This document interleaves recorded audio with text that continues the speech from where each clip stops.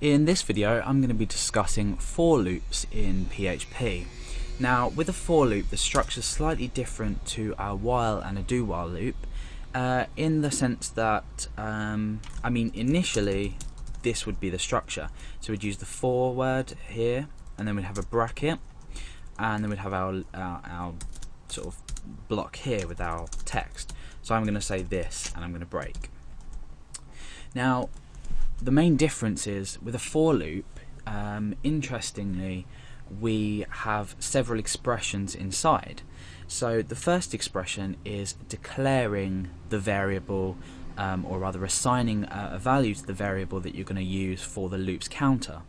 So for example, I'm going to call this num, and I'm going to say this is equal to, let's say 1. Now you'll notice that I've used a semicolon at the end of this. That's because we have another expression here and then another expression here. So if you're a bit confused about this, you'll get the hang of it in just a moment when I continue. So first of all, num equals 1. So we've assigned the value of 1 as an integer to the variable num.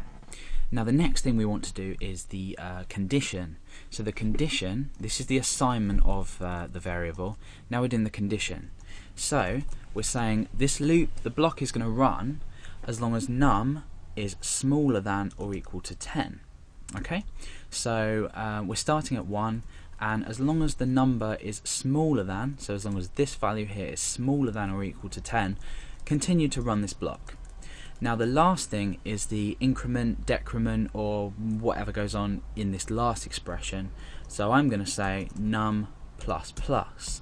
Now the reason I don't need the extra semicolon there, I'm afraid. Okay, so num plus plus is going to increment the value of num until it reaches 10, and then the block's not going to be executed anymore. So if we come onto this page and refresh, you can see that this is loop 1, 2, 3, 4, 5, 6, 7, 8, 9, 10 times. So again, with the previous examples in my other loop tutorials, I'm going to get rid of this and I'm going to add the value num and just concatenate that onto a break using the full stop, using a full stop.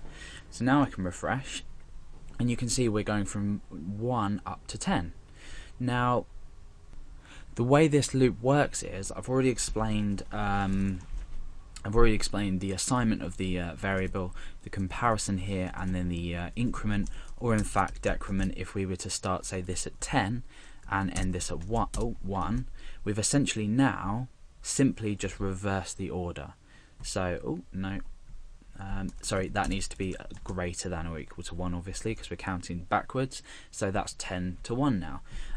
Now, the essential steps that this takes is we do assign, and then we check the comparison. As long as this here is true, this expression here is true, then the block is executed, and then we decrement the number. So we're starting at 10, this is going to equal 10. It's not going to decrement 10 to 9 and then display it, if that makes sense. So at this point, after these two expressions, we run the block, then we decrement or increment the number or whatever we are doing to it.